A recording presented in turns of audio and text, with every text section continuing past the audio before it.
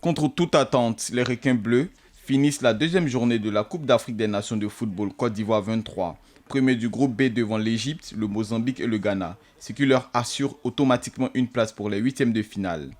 Première nation à se qualifier pour les phases finales de la 34e édition de la Coupe d'Afrique des Nations de football, les Requins bleus se sont imposés successivement face aux Black Stars sur le score de 2-1 et face aux Mamba du Mozambique 3-0.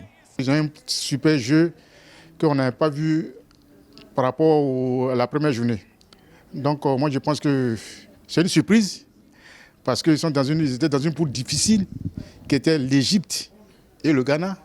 Et là, cette CAN-là nous réserve des surprises. Après 2 victoires enregistrées au cours de la compétition, les Requins bleus seront face aux Pharaons d'Égypte, comptant pour la 3e journée des phases de poule de la CAN Côte d'Ivoire 23. Le Cap-Vert, avec ce qu'il a produit depuis le début de cette compétition, sur un match, peut sortir n'importe quelle équipe.